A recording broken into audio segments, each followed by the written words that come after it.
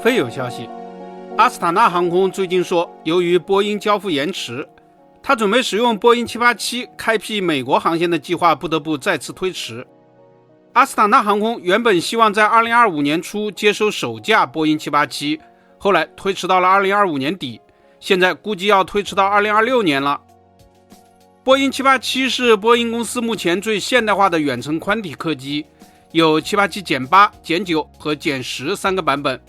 比较流行的波音787-9最多可搭乘420人，可飞行超过14000公里。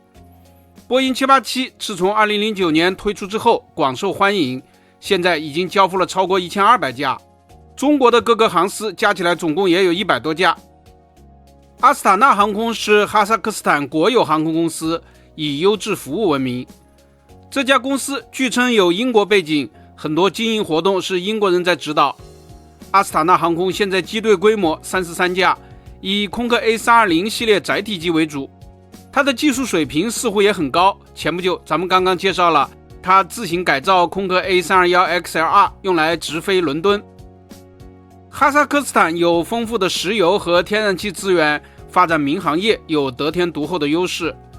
中亚诸国和蒙古国在摆脱前苏联之后，很多都希望与西方国家建立友好关系。乌兹别克斯坦较早引进波音787，开通了美国航线。最近蒙古航空也引进787，准备飞往美国。阿斯塔纳航空的远程宽体机队长期只有3架波音767-312，现在主要飞仁川、迪拜和普吉岛。波音767-312的航程很远，阿斯塔纳的3架767-312又是波音最后生产的767，现在机龄才11年。然而由于767的燃油效率已经比787差很多，用来飞洲际航线时竞争力不行，没有胜算，因此只能等待波音787。波音公司正常的时候每个月可以生产12架787，每年可交付700-800架各型客机。但是去年由于大罢工的影响，以及美国联邦航空局对它严格审查等等，生产和交付都下降很多。2024年波音交付量下滑到348架，许多航空公司都不堪其苦。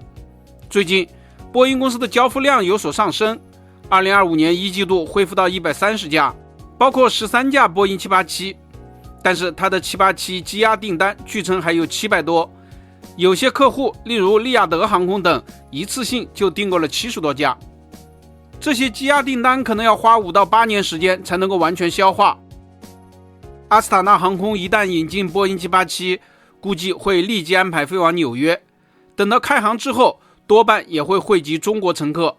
因为中亚和中东这些产油国为了拉拢客户，转机一直不贵。此前许多小伙伴经阿塞拜疆中转欧洲往返只要4000元，去年从国内搭乘沙特航空飞往美国时，往返的含税价也只要这么多。